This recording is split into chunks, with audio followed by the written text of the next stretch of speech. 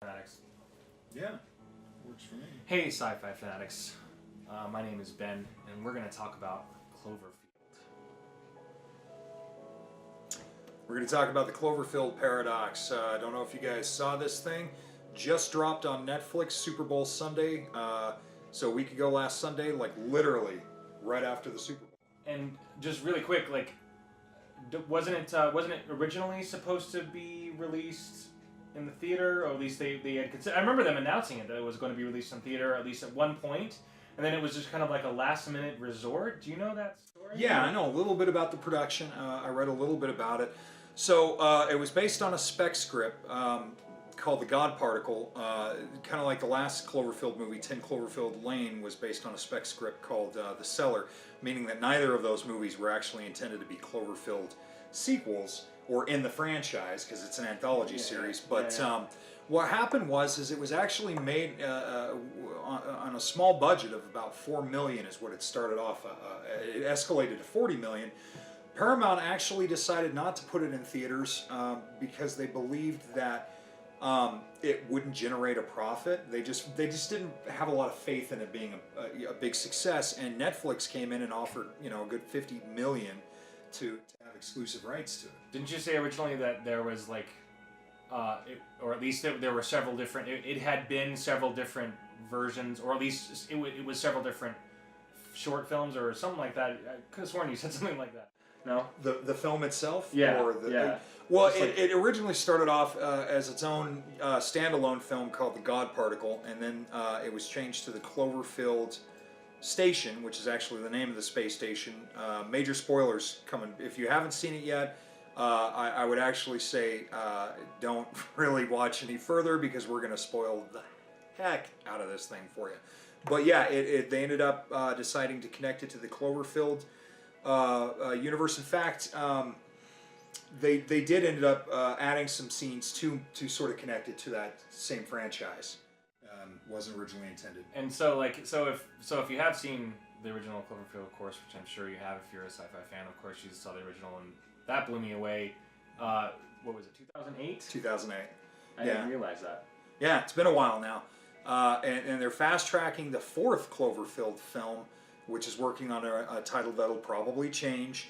It's actually supposed to come out in theaters this fall, but it may end up coming out on Netflix again, just depending on how well this does. Do you happen to know if this particular one is more of a sequel, prequel? Do you have any idea where, like, in what time period it will take place in accordance with any of these other films? You mean the Cloverfield Paradox, or the upcoming one? The upcoming one. The upcoming one is actually going to be set in World War II, and it does involve Nazis, and it does involve them tampering with supernatural stuff. And Transformers, right? Yeah. Transformers and Nazis, the Constitution, just a little bit of the Statue of Liberty, just a piece of her. So it sounds like a Michael Bay film, but it's really more of a J.J. Abrams. I'm not kidding though. The second film is supposed to, or the fourth one is supposed to take place during World War II. But I had no idea of this. Yeah. So this actually blows me away, like, because I thought, of course you think that with all these stories coming out, like, okay, you think they're just going to keep going forward with this and having these, in retrospect with this one. I mean, initially just going back to how these three films have tied in. When we were talking about this before, I remember just saying specifically that this new one threw me off in the sense that I literally thought that it was in the same universe, or at least in the same dimension as the. Sorry, spoilers. Just honestly, if you haven't seen this show yet, you shouldn't be. Anyway. Yeah, don't listen to it. But just anyway, no, like I because we had talked about how there wasn't any of this chaos in the original Cloverfield series, so I was trying to put those two together. Well, essentially, what I gather, because there really isn't any dialogue or any characters that specifically state that it's a sequel or a prequel, but what I've gathered from what I watched in the film, what I read from the film, and my own thoughts, is that technically this would be the first in the series. This is where the chain of events that happen in this film actually caused the events that happen in the other two Cloverfield films. But because it deals with dimensional shifts and tears in the space-time fabric, I actually believe that that all three films, and this is what I love because it's an anthology film, they could do this. All three films may be different Earths. In that, in this film, this particle accelerator aboard the Cloverfield space station actually causes this rip in space-time that goes through the different dimensions and different time zones in the different dimensions would explain why the original Cloverfield is in 2008. 10 Cloverfield Lane, it's never explicitly stated, but I believe 2016 is the year. And then this one it's either on an alternate Earth that's slightly more advanced, because they have smartphone technology, but they also have this huge advanced space station, or it's just a few years, maybe 10 years in the future. But I love the fact that it's kind of posing that maybe through this space-time rip, these creatures from deep space are attacking different Earths in different dimensions, because the monster that is kind of vaguely seen at the end of this film, which we'll get into later, is reminiscent of the monster from the first Cloverfield, but it's not the same.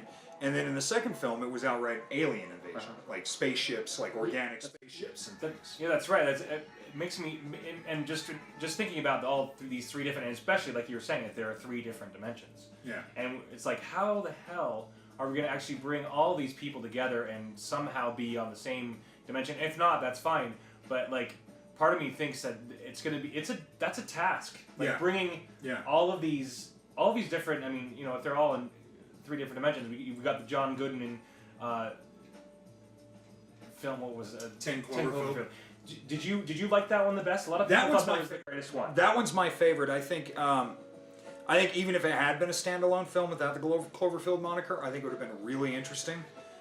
Because it was called 10 Cloverfield Lane, I knew it was going to have some kind of monster in it. It seems like bringing all of them together and kind of making it cohesive, it would be interesting to see if they can do that and make it logical. But if they don't, and they just kind of posit that this rip in space-time is just affecting all these different Earths, and they're just all standalone, like an anthology series, like, you know, Big Screen Black Mirror or Philip K. Dick's Electric Dreams or The Outer Limits or whatever. I think it's exciting, but 10 Cloverfield Lane, had it not been mentioned as a Cloverfield, had it gone by its original title, The Cellar, may have even been just a little bit more exciting in the fact that you wouldn't be expecting a monster, so you'd be thinking the whole time, you know, is John Goodman's character correct? Has the Earth been bombed? Are they at war? And then you find out it's aliens. So I guess that's the only thing is going into it, and it's not really a criticism because it didn't take away my enjoyment of the film. But I think going into it, knowing that eventually I was going to see monsters, you knew that what John Goodman was saying was incorrect, that he didn't have all the information. But personally, I thought the film, I think I think John Goodman's performance in there is one for the ages. I think it goes right along with his performance like in Barton Fink. Just really intense. Yeah. I absolutely loved this. I love this film. And I hope that anybody else, I'm sorry, I'm really tired. it's late. It's a little late. We spent a little bit of time trying to set up here, and I apologize. We're not like most shows where we film and broadcast during the day. This was a great moment, by the way. The hand. Yeah. Spoiler. So, anyway, the hand gets somehow. Do you remember exactly how this happened? Like, well, the guy who plays the man who's missing this arm here is Chris O'Dowd, one of my favorite comedic actors. He's Irish. He was in the IT Crowd and Moon Boy, which the IT Crowd is on Netflix. Check it out. It was a Channel 4 series. Moon Boy is an Irish sitcom, kind of like similar in some ways to Malcolm in the Middle, semi-autobiographical. It's on Hulu. So he was my favorite character, hands down, just because I love the guy. But he's like one of the technicians aboard the scientists aboard the space station, and what happens is they decide to use this particle accelerator. They figured out a way, if they can get this particle accelerator to work, it'll cause all of Earth's like energy problems, like with renewable energy. We won't have to rely on fossil fuels. Sounds great, right? They're aboard this massive futuristic space station. I love how they didn't even have to explain how they had artificial gravity, because they just show with the rotation. Right. We all kind of understand now that's how you would create artificial gravity. It would make me physically ill, but that's just me. But somehow when they operate the particle accelerator, and I don't know if it was that the particle accelerator went out of phase, or if it had to do with the other space station and the other Earth dimension that they go to was sabotaged, and maybe the two operating at the same time caused the rift, and that's what... We don't know all. They don't explain everything because they don't know everything. I barely even remember what actually made it? Was it just? Did it end up just missing? I mean, I remember him literally saying, "Where did my arm go?" Do you remember what happened there? Well, so after they go into this sort of alternate dimension, reality's shifting and changing, and he's trying to. They end up finding this other person. Oh, that's right. I remember. From an alternate Earth stuck inside the wall, and then he's reaching into it. I remember. Well, that's after they pulled her out. They've saved her. He's sealing it, and it just kind of sucks his arm in. That's so crazy. And it just keeps getting worse and worse. And they pull him out, and the look on their face, I knew his arm was missing. Well, there was I seem to remember it like kind of moving around in the wall, like having to the wall itself was kind of mutating and becoming a part of him. Yeah. So that's essentially the that was really crazy. Anyway, that reminds me of what's her name. Forgive me for I can't remember her name, but she was this was a really cool moment. Like, what was this? Yeah, this is the. Oh yeah. Yeah. Yeah, kind of hinting at the what's cool about this film too, and here's a little side fact. The film originally took place pretty much just on the space station, but test audiences didn't react too well to that. They wanted to know what was happening on the Earth. I didn't know that. Because essentially the storyline is this. Space station, called the Cloverfield Space Station, they're trying this particle accelerator to create energy, and it shifts them into a different dimension, an alternate Earth. And but from their point, they don't realize that just yet. The scientists and astronauts aboard the space station, the Earth just completely disappears, which is a very frightening thing. It reminded me of a Canadian-American science fiction series from 2005 called Odyssey 5 with Peter Weller. Similar concept, but not the same. But so what it does is it shows what happened on Earth. At least this Earth, which could be Earth Prime or it could be another alternate Earth, I'm not sure, but it just causes a wave of destruction by somehow allowing monsters to start rampaging through the Earth, where in the original Cloverfield it was just New York. Right. Now it seems to be everywhere in this new Cloverfield movie. And so in this movie, do you feel like that there were two different dimensions in this movie? There was. Yeah. It starts off in the regular, on whatever Earth they're on. We'll just say Earth Prime, and then when they go to the alternate dimension, that's where they find the other gal in the wall aboard the space station. She was on the space station in the alternate dimension. They do find that the Earth didn't disappear; they've just moved. Right. On the other side of the sun, and that was so crazy. But it was cool because they do realize that it's an alternate Earth, and that Earth is being destroyed through war, not alien invasion, but just war itself. And then it continues to show what's happening on Earth Prime with the central protagonist's husband, trying to survive and trying to get a hold of her. And an interesting side note, the guy that he keeps talking to on the phone, named Joe, good name, he is the voiced by Greg Grunberg. If you're familiar with Greg Grunberg, he plays Parkman in Lost. He's in Star Wars Force Awakens. You mean Pac-Man in Heroes? Yes. Yes, he was in Lost in the pilot as the captain of the plane. He gets sucked out by the smoke monster in the very first episode. But he is Pac-Man in Heroes and Heroes Reborn. He's also one of the rebel pilots in Force Awakens. Yes. He's the voice that he's talking to. Simon Pegg actually does a voice as well. It's almost unrecognizable, but he is doing his English accent. As one of the radio announcers that continually play through the story on Earth, where the characters are finding out about the chaos that's going on. Plus, there was a small allusion to 10 Cloverfield Lane, just in the fact that character finds the little girl and they go into the bunker, and it just kind of was similar, like, just in that sense. I don't think they were necessarily trying to connect the two, but it was just kind of like, that's kind of clever. Yeah. And, What you were saying before... There were obviously there's several monsters. Do you think this one's a lot bigger than the other one? Yeah, it looks bigger. At first, I thought that at the very end of the film, you do see the monster. You see, there's one scene in the film when he's looking at the wreckage. You see in the dust and debris the shape of a giant monster, but you don't really see it. You see it at the very end, a nice little jump scare for you. And it's very similar to the Cloverfield monster. A little bit different. It looks a little bit bigger.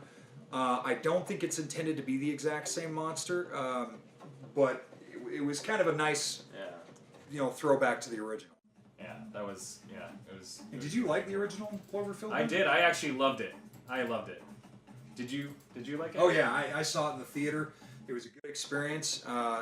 That's when they showed the first teaser for J.J. Abrams' 2009 Star Trek film too. So that was exciting. Forgive me, this guy. Daniel Bruhl. He was great. He was fantastic Yes, in this. he's everybody was stellar. Oh, stellar This- cast. I mean, It was a great. this great- is, and I'm great sorry, cast. I forget how to pronounce her name. Zhang Ziyi. She's in Crouching Tiger, Hidden Dragon, Hero, House of Flying Dagger. She was also in Shanghai Noon. And then you got Daniel Bruhl here. I think that's how you pronounce his name, Daniel Bruhl. He was in Civil War. Inglourious Bastards. Civil War. Civil War. He's fantastic. I mean, the whole cast. But he really came through. I really, honestly think he came through here, and I latched onto his character right away. Character. He was fantastic. It was a pretty underrated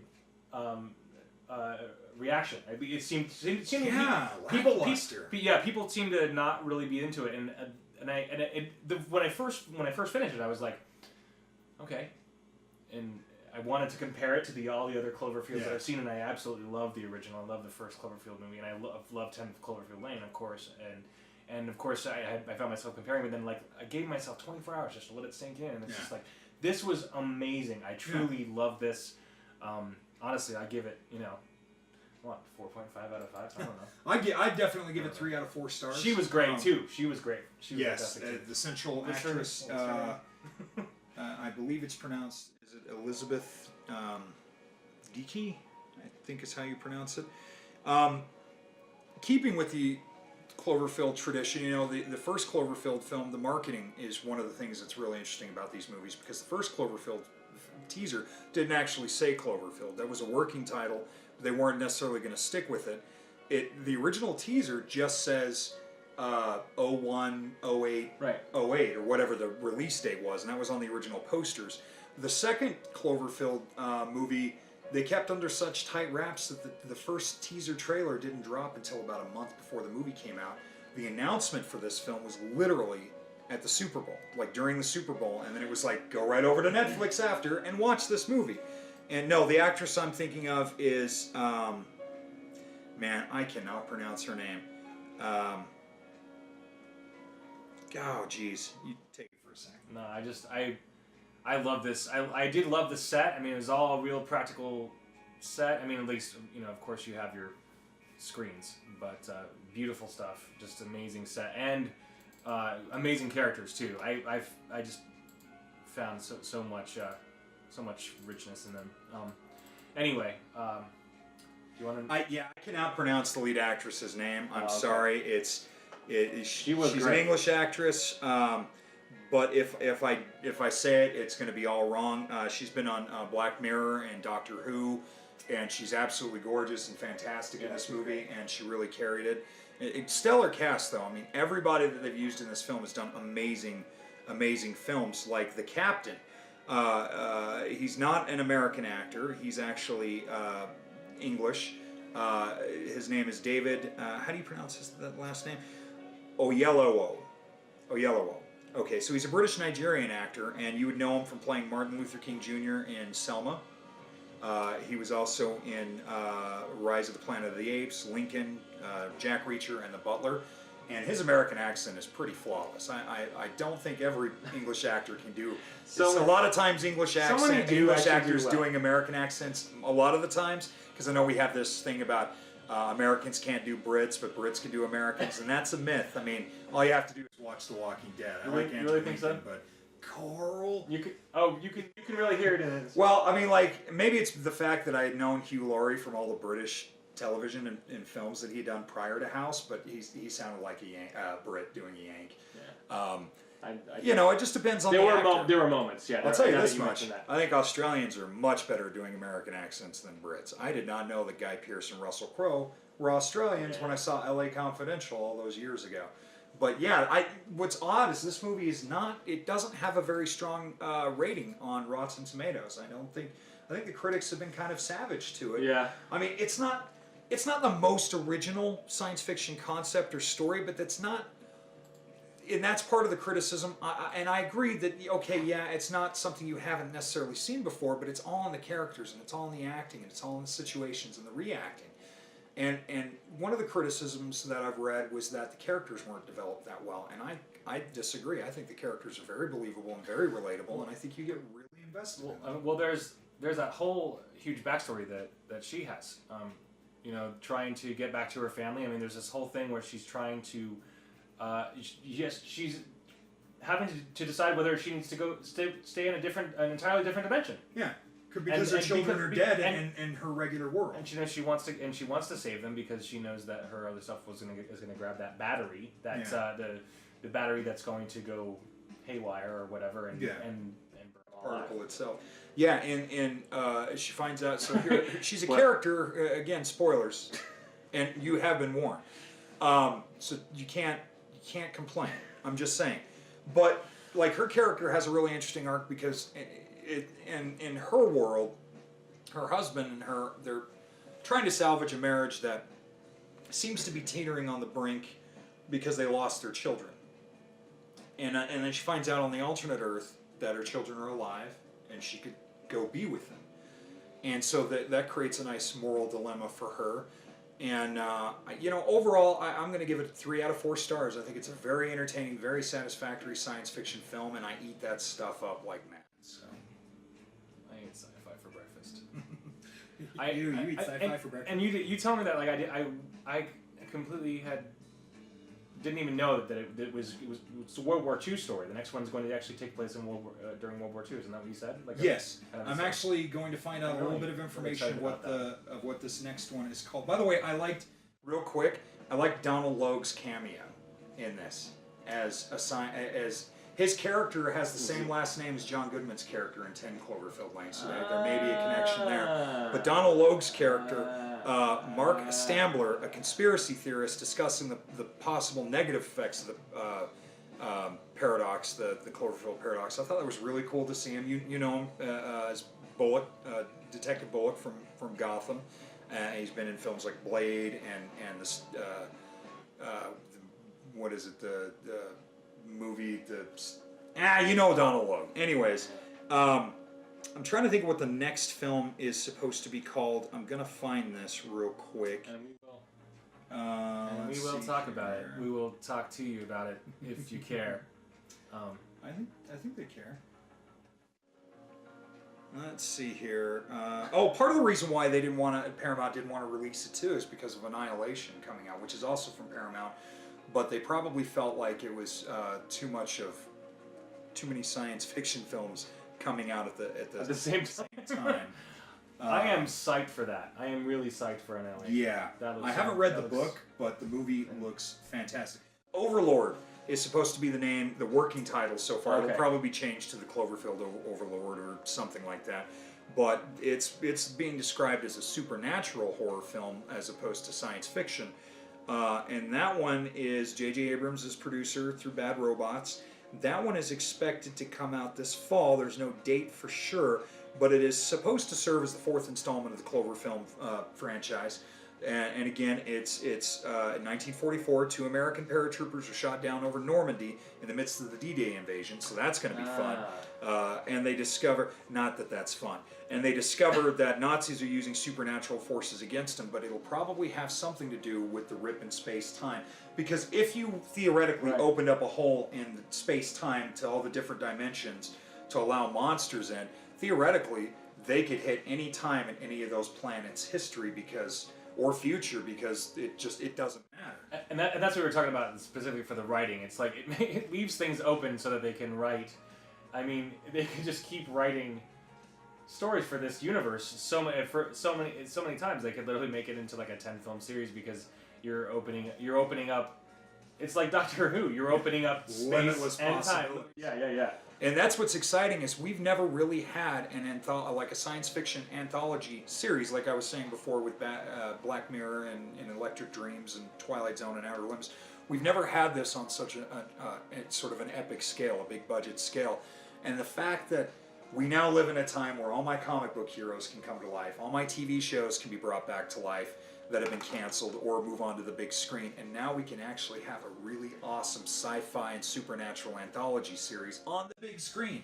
Exciting times. I am actually really excited about this, but more specifically, I wanted to talk about how Netflix, obviously, of course, this is a Netflix series, and hopefully, it seems to me like they're just going to keep releasing more of them on Netflix. Is that what they're going to do, or no? Paramount's actually projecting Overlord to go to the theater.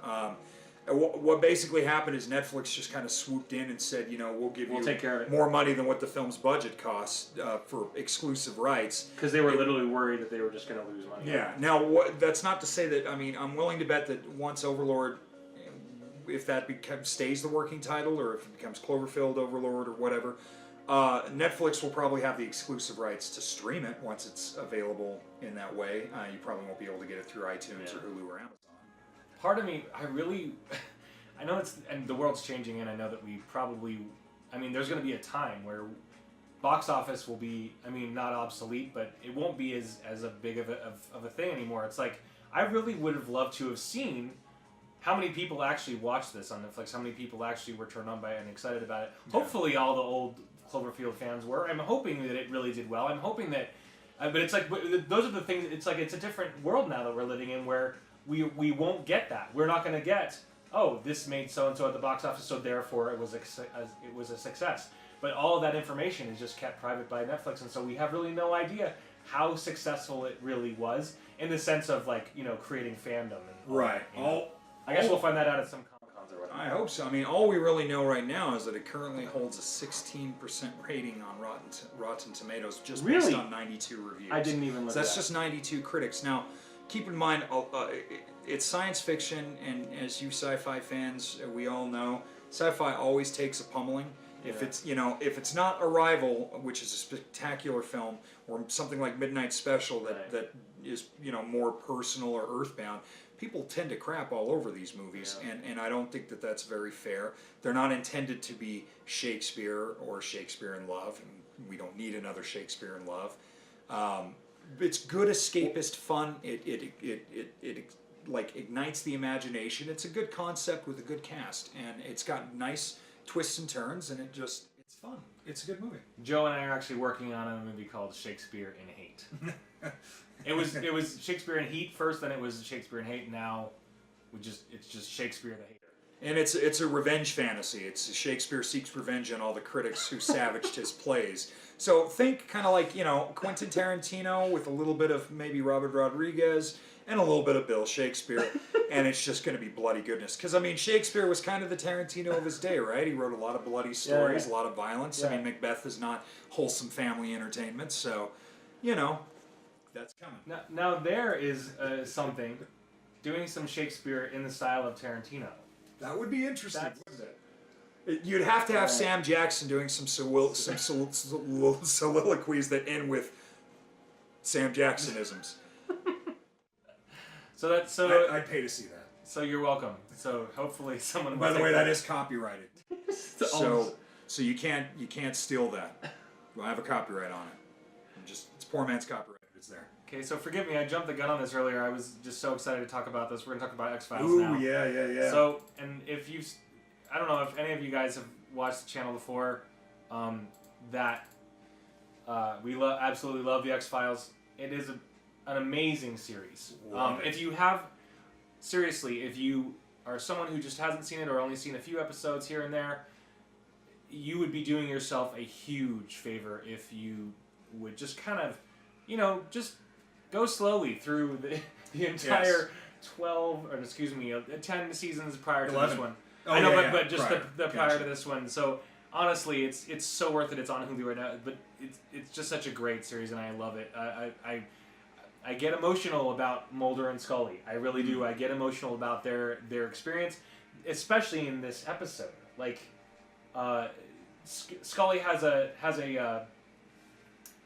Emmy moment, not an Emmy moment, like an Emmy scene, a very large Emmy quality scene.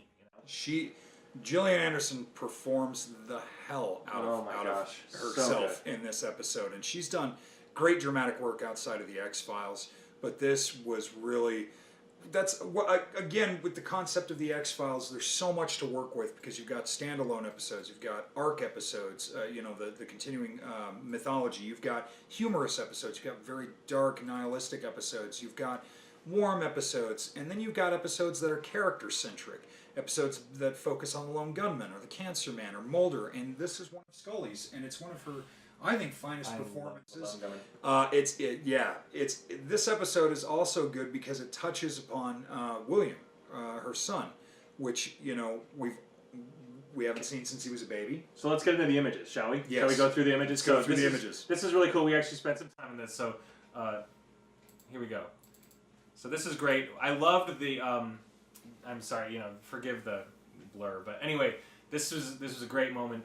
Spoilers, everybody! Spoilers! If you haven't seen this episode, it's called Ghouli. Ghouli.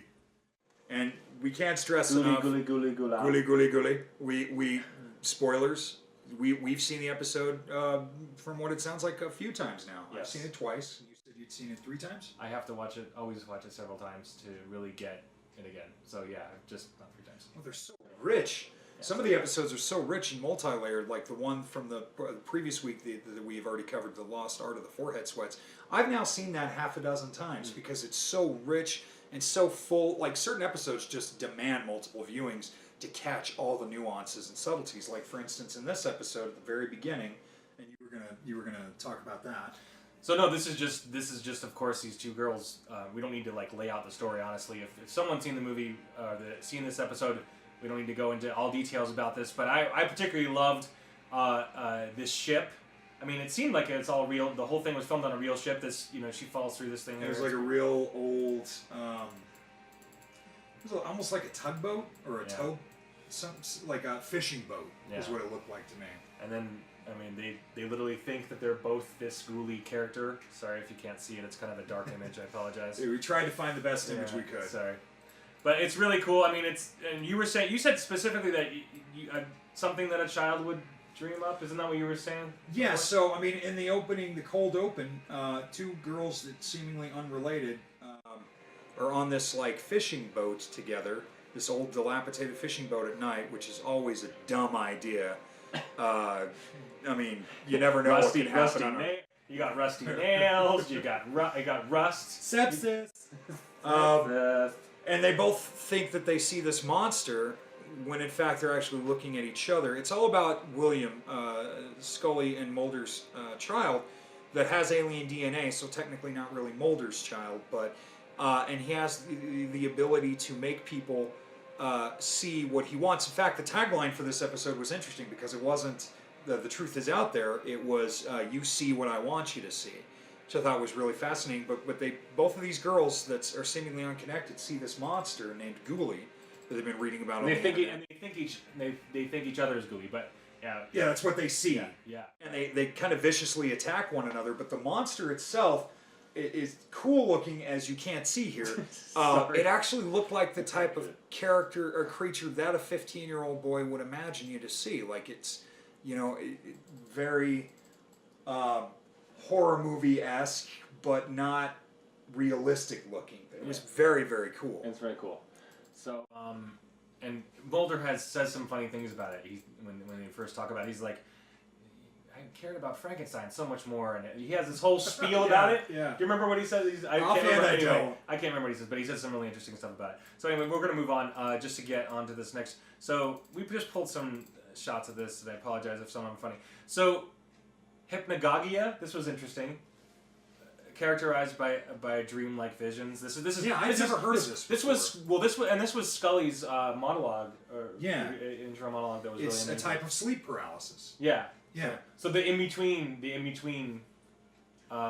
which is what I feel right now. I'm kind of in between sleep and wake. I'm like, but anyway, this is all just a dream. It's not happening. But this is and strange sensory perceptions, as she says, and she's being. Sorry, that image sucks. But she's being paralyzed. Yeah. She's being paralyzed on her own bed, and so her son's paralyzing her on the. Yeah, like he's appearing to her like she's asleep, but you've been asleep and you know you're asleep and you try and wake up, but you just can't wake up, and you just get that feeling that something could be happening, but you can't do anything. That's exactly what it reminded me of. It reminded me of that thing, yeah. And that's another thing I love the way that the X-Files, like Doctor Who, they tend to find realistic or real things that are known, like sleep paralysis, mass hypnosis, chemtrails, and they tend to play off on these things and our fear and paranoia, which is what makes them very exciting. By the way, this one was directed by X-Files veteran James Wan, part of the old team from the original series, along with Darren Morgan and Glenn Morgan and Chris Carter. And I just hope Vince Gilligan from Breaking Bad and Better Call Saul comes back. If not this season, hopefully if there's another one, because he was a very good writer on the original series too. Because for all of you that don't know that, yes, for all of you who don't know that, Vince Gilligan, the guy who created Breaking Bad and now Better Call Saul, didn't he get at least most of his any of his TV start was Some here. of his early stuff was on the X-Files. Was X-Files, Yeah. A very good episode. They actually picked a good actor to play William too. By the way, this was a great scene. This is still her dream sequence. Sorry, I just love the sequence of her running in there and just looking so beautiful with her gun. Okay, anyway, so this was really crazy. This right here, And that's the boat that the show starts on too. and so Chimera. forever, I didn't even realize that's what this. I was like, what's the deal with the snow globe? And I had to watch it a second time and go, okay, this is. Anyway, Yeah. that's my stupid brain. Again, just the little subtleties that they throw out, just the little details that, you watch the first time, you don't always pick up on it. So for fans or people who are just new to the show or haven't really watched it and kind of intrigued, go back and watch. I know it sounds like it's a long undertaking. to There season are one, now yeah. 11 seasons and 2 films plus 2 spin-off series, but it's not necessary. But it's not. Watch all these, and then I guarantee you'll want to watch, if not the whole series again, you'll want to watch certain episodes more than once. And you'll care about Mulder and Scully more than your grandparents or your parents. really? Just kidding, Mom. No, I'm just kidding. Just kidding, everybody. Just kidding, Mom. No, I care about them so much. I might. I hope so. I might try to slit my own wrists if they die. No, I'm kidding. No, don't do that, because with this show, that's how it could finally end. Yeah.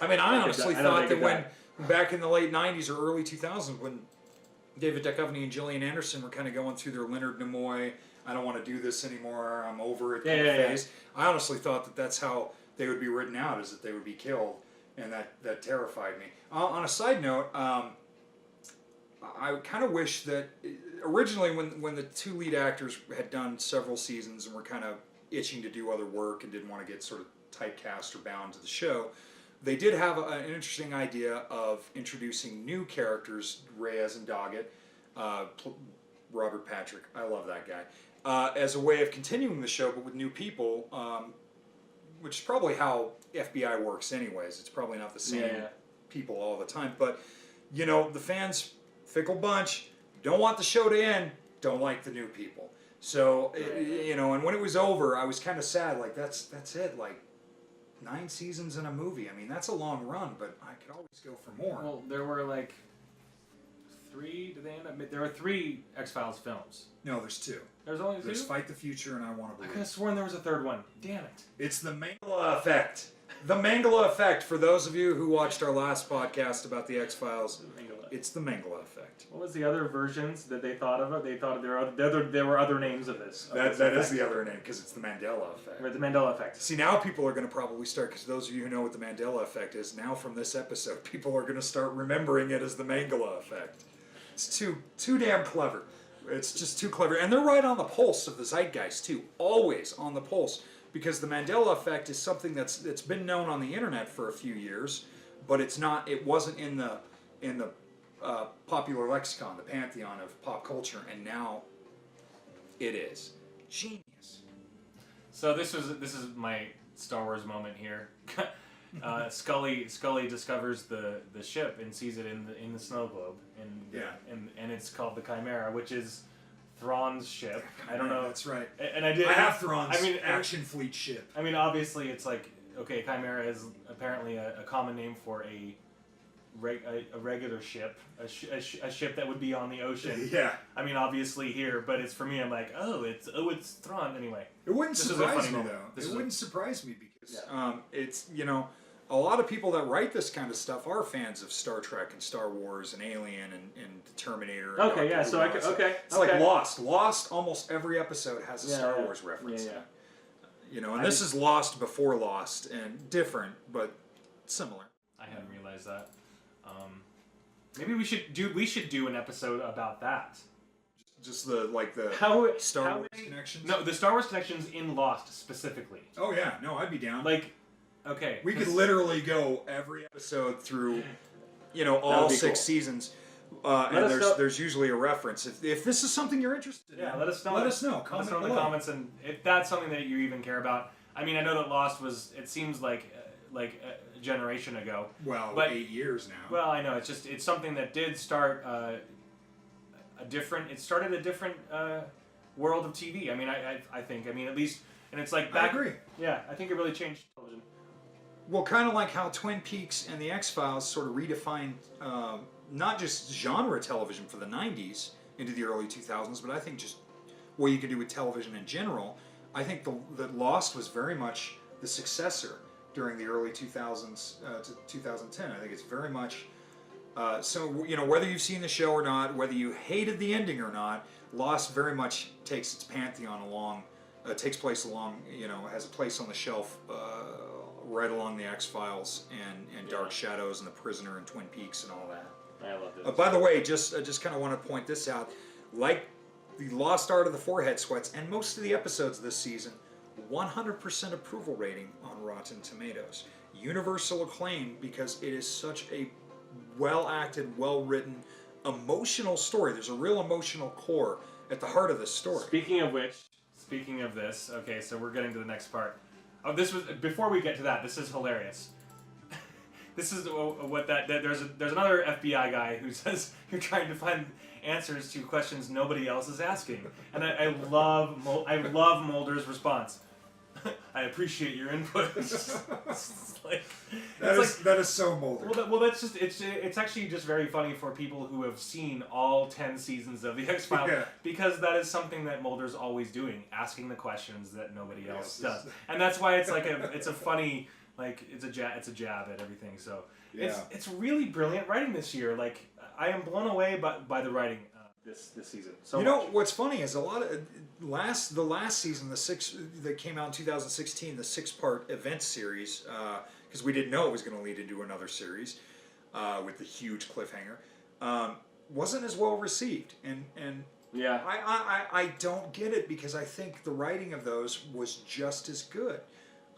So it's a little confusing, but apparently the ratings were down a few from the previous episode, but it's also, you know, early in the year and there's just so much going on. There's, you know, we had the Super Bowl, we got the Oscars coming up, we had the Sundance Film Festival here in our state. I mean, there's so many shows dropping on Netflix and Hulu and Amazon. It really is competitive. So, to lose some viewers almost seems a little unsettling, but I don't think it's really going to damage the show. You know, it's just going to keep going strong. Apparently, we all wanted it because now, you know, after how many years? So it went off the air in 2002 and it came back in 2016 with one movie in between. Clearly shows there's an audience for it. Yeah, I love it. This is a hilarious moment here. This reminds me of, I don't know, it's not actually a funny moment, but it reminds me of, I'm Fox freaking Mulder. I'll never forget that, man. That was so good. What does he call them? You dogs or something? I can't remember what he says. Punks. You punks. You punks. I'm Fox. Do you know who I am? I'm Fox freaking Mulder, you punks. I was so clever. I was back when you were Jason, before you saw your first chemtrails. We're paraphrasing.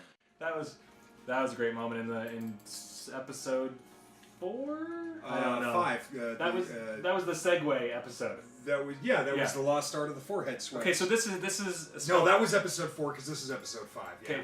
Okay, so this is Scully's Emmy moment, man. Oh my gosh, I was so blown away by this. So major spoiler here. In this moment, so Scully gave her son William up for adoption sometime between the final season and I Want to Believe, the 2008 movie. And, you know, she did it to protect him because her line of work is just dangerous. You know, there's government's corrupt and the CIA is much worse than the FBI and all the conspiracies and aliens, and so it's just too dangerous to keep him. And she believes because she keeps seeing this kid in her sleep paralysis, she believes that it may be her son. Of course, again, spoilers, as we get to the end of the episode, we do realize it is her son. He has a mutated ability, because he has alien DNA, the ability to make people see what he wants to see, which is why the girls at the beginning see a monster. It was a joke that went too far and they ended up hurting each other. But this scene, Scully believes it's him, and he's supposedly dead. And it's just this heart-wrenching, emotional moment that I actually got choked up. I did too, man. She is in full effect here. This is a great scene. She just pouring her heart out and everything. Like this, okay, right here. This is, who I think, if you are who I think you might be, So she's barely just figuring it out that it's her son, and that it might be her son at least, and that and she's just so sorry and so full of sorrow. Anyway, I'm sorry if you haven't seen this episode, you should not be watching the show. But this is a great moment, and you should definitely get on it. Get on it now. Anyway, I didn't get it. Oh my gosh, I'm getting. Yeah, I'm gonna. We're gonna have to move on because I'm gonna start. It's emotional. And how I failed you and all these things that. Oh my gosh. Anyway, so, and spoiler, he's not dead. He's not dead. He just made them believe that he was dead because he's got this power to make you see what he wants you to see. So so that throws me for a loop because right here.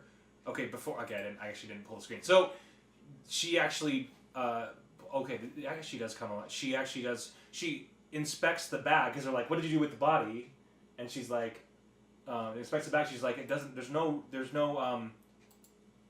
evidence that anybody was even in here, and type of thing. So I guess he just was, anyway, he could have not have even been there or something. He was there. Right, but how could he not leave evidence? I guess, okay, so he's making her think that there's no evidence. Okay, now exactly. I got it. It's kind of a crazy, limitless power there. This is cool too. Once again, she's in the hospital just resting, and there's her son, kind of being a crazy, creepy dude. Yeah, he's actually just exiting the hospital. He's getting out of the hospital, and she can see him in her dream. So do you feel like that this power that because he's always making her paralyzed. He's paralyzing his mom. I mean, that's what I'm getting from these scenes. I don't know if it's that he's necessarily paralyzing her, or if it's just the effect of their minds are linked. Okay. Because he sees images. He states earlier that he sees images of this woman. He doesn't know who she is. He thinks it might be his real biological mother. He knows that his parents aren't his real parents. Maybe just their minds locking while he's awake causes sleep paralysis. And because of what you were saying before, it made me think that maybe that it's involuntary. Like you were saying, like all he's doing is walking in the hospital, so it's an involuntary response that maybe both of them are having. But as a result, she's having this terrifying feeling of feeling paralyzed. Well, because she doesn't know. But at the same time, when she's having it at her home and he's nowhere around, maybe he is. They share a psychic link somehow. So maybe, mother and son. Son with alien DNA.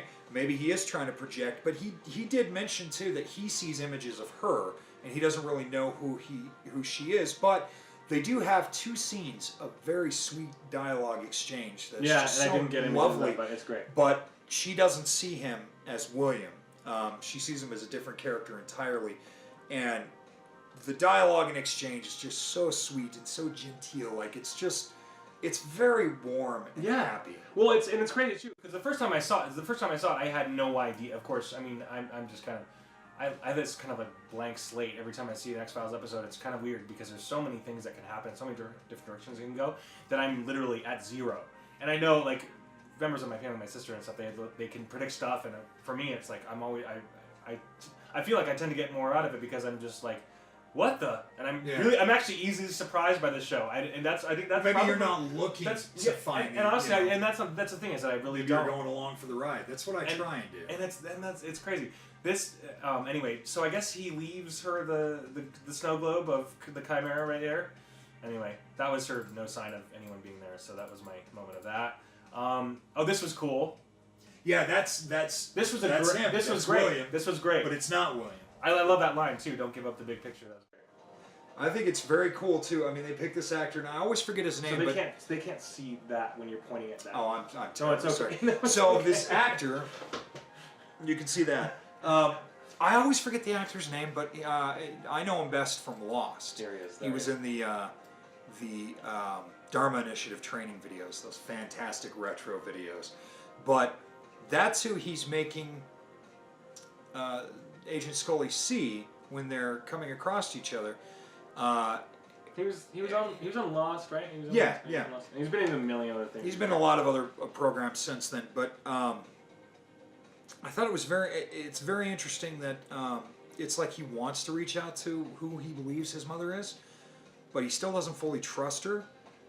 But she has this sort of calm sense. She's talking to this guy, and some of the dialogue could be mistaken. I mean, she could easily misunderstand it because it almost is creepy, but there's this sort of calm over her, like she's talking to this strange man, and there's no animosity or no.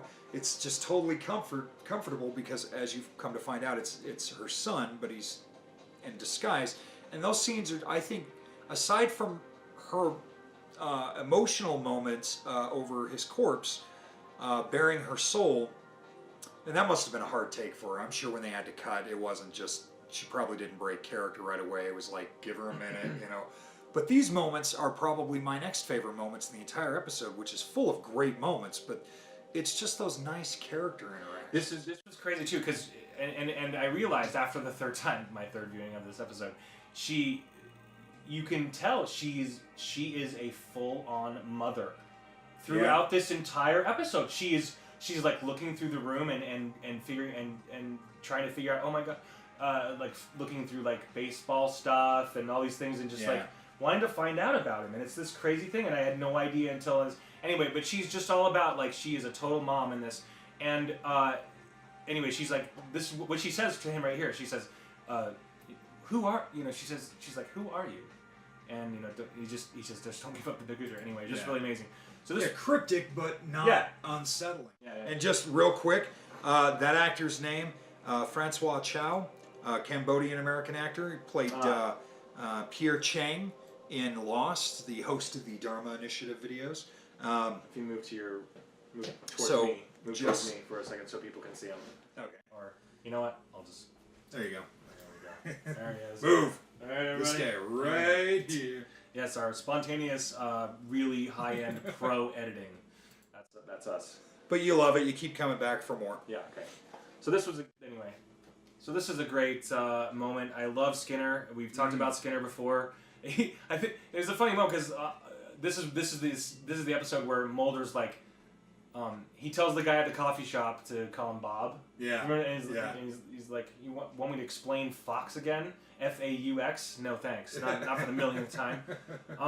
Anyway, so it's a funny moment because he basically says he doesn't tell Skinner. I can't remember. He basically talks him into coming by saying you're breaking up. Yeah. And Skinner, you know, comes and meets him on this amazing looking boat. I'd love to shoot a film there. It's amazing. And at this point, you still don't know if you can trust Sculler. Always a weird dynamic with Skinner. I love him though. I almost said Sculler. Skinner. Sculler and Moldy. Moldy? Sculler and Moldy. Mulder and Scully. Sculder. Isn't that their like romance? No. There was a parody show on the radio in the 90s called Sculler and Moldy. Really? It was on X96 anyway. We'll talk about that later. Anything with Skinner I like because I like the sort of contradictory nature of their relationship. Yeah. You never know. He always seems to actually be on their side, but there are those moments where you don't trust him, but you have to realize that sometimes the bigger guys are coming down on him, and he has to seem like he's against them. You know, Agent Mulder. He's always doing that. Sorry, that was horrible, but that's what he's always doing that. You know, Agent Mulder. Anyway, we're gonna move on. So this was a great. This was our great celebration of the new of the drone. This is a great celebration of the drone. The shots you can get with drones now are so much cheaper, so much easier to do than what used to be done with helicopters. Airplanes. So to be able to have these drones to do these amazing aerial shots in low budget or for lower budgets than, you know, you watch the opening sequence to The Shining, and I'm sure you have multiple times because you're Fanaddicts like we are. Beautiful shots in Colorado or is it Oregon? I forget where the real hotel is, but these just beautiful overhead shots. Now you could do that for just a few $100s. It's amazing, and they make very good use of it in this episode. It's incredible. I am really curious to where film will take us in 10 years from now, especially with this. The world's going to change. It's going to be crazy, but this was beautiful. So, I mean, is it in the water? It looks like it's not even in the water. Or it is. Okay, it is. All right, okay. It's in the water. It's in the water. All right, this is the moment where I told you this is Scully's and Mulder. Well, Scully's son. Sorry, William? it's so blurry. But he reminded me of... Yeah, he looked a little bit like Bobby Briggs on Twin Peaks. Yeah. He's got that early 90s rebel boy haircut that nobody really had. I mean, if you had that kind of haircut in high school in the early 90s. I did. You did not. I did too. What? I don't remember that. Well, it was like that. I remember when you were kind of growing it out, I remember that. It was more punk rock than that. Yeah. It was a little more punk rock than that, but it was kind of like that. That was kind of me. That was kind of me in the 90s. Because when I see that Bobby Briggs haircut, all I can think of is like the pretty boy jock boy trying to be cool and rebellious. Kind of like Zach in Saved by the Bell, who, if you go back and you rewatch those episodes, total side note here, that guy is an SOB. He is not a good friend to any of those people. Manipulative little bastard. But anyways. I never saw Saved by the Bell. You're lucky. Lots of people would disagree with that, and there'll probably be hate comments, but Saved by the Bell was terrible. People did love it, but anyway, so here's a better picture of the monster, of the Ghouli. Hey, now, doesn't that look like something a teenager might create on a sketchboard? I mean, it doesn't look like a real X-Files monster as much as it looks like from a teenager's imagination. And that's what I like about it. That is the titular Ghouli. No E at the end, as I've learned, as I was writing it. Ghouli. It's just Li. Okay, so Ghoulies, speaking of an S at the end, Ghoulies, that reminds me of that, like, 80s movie. Oh, yeah, Ghoulies. Is that like, it's called Ghoulies. It's kind of like Gremlins, but I mean, it's a wannabe thing. Low budget Gremlins knockoff, horrible. Really bad puppetry, but it has a strong cult following. I don't know why. I'm willing to bet it'll get an Arrow or a Vestron or a Scream Factory release or a Severin Films, one of those companies that takes, fairly popular B movies, gives them the super Criterion treatment with all the special features remastered in 4K, and then wants to charge you $40 for it. And guys like me buy them. I just eat them up. They're terrible. But not you you won't buy Ghoulies. Not Ghoulies, no. Okay. But I did pick up, just so you know, recently, as of they actually dropped tomorrow, but I did pre-order Sam Raimi's Drag Me to Hell Scream Factory Edition on Blu-ray, and for the first time ever, the 4K remaster of George A. Romero's seminal classic Night of the Living Dead Criterion release. It's probably the best packaging for a Criterion I've ever seen because it looks like something that would have been a Scream Factory release or an Arrow release. It's amazing artwork. And the Criterion also got the Silence of the Lamb. The late Jonathan Demme's classic, Silence of the Lambs, is back in their collection. Finally got a Blu-ray release. Drops tomorrow. I picked them up. You should too. All right, so we're almost done with this episode. What a great episode. Holy cow. What a great season. I'd give it 4 out of 4 stars. And I know that we're like a week behind. Sorry, everybody. I'm still behind. I still haven't seen the latest one. So this is a great moment. Mulder and Scully being just caring parents. Yeah. We want to make sure you're okay. Okay, anyway. There's the Han and Leia moment, but it's Mulder and Scully. Okay. Yeah. All right, there we go. So, hugging at the end of the scene. And look at... Oh my gosh, look at her. She just sold me completely on this episode. I was feeling everything, every second of it, man. I don't know how she just gets better looking with age. Well, and just... Oh my gosh, so amazing. Anyway. And her talent continues to grow.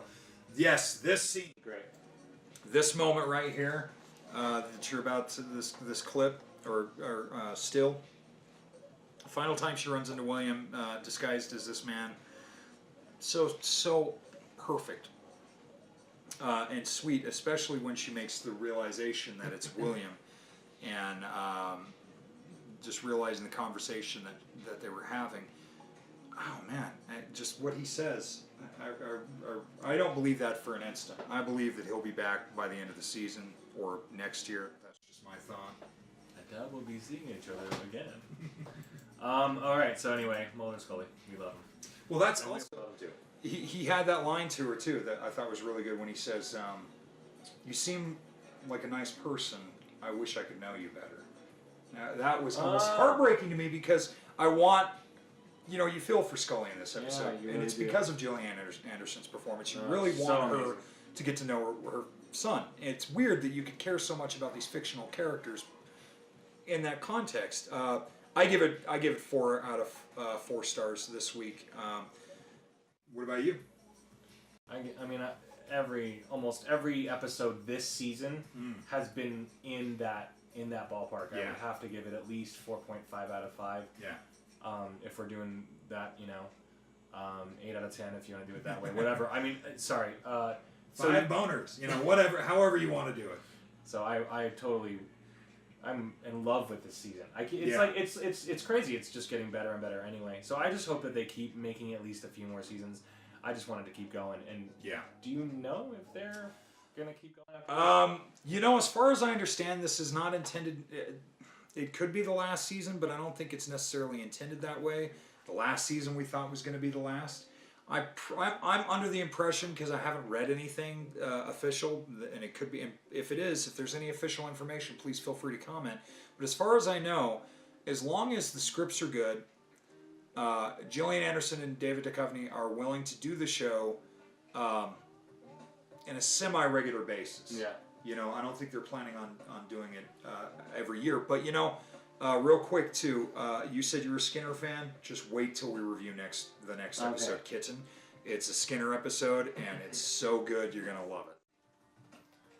Anyway, thanks again, everybody, for hanging out with us. And I know this one's kind of been a long one, so we apologize for that. Oh, that's it. And a snow globe scene. The snow globe. Anyway, we love you guys and appreciate it. If you just like and subscribe if you want to. It helps us out. It helps us make better videos. So if you like this stuff, we can make better stuff. Joe and I have been friends forever, and we want to make more films. If you can support us, that would be awesome. We appreciate you so much, and you have a great evening. Thank you. Yes, please help us to help you, to help us to help you, entertain you. And we just want to keep doing this for you guys. So have a great night. Thanks for watching. And Sphinx!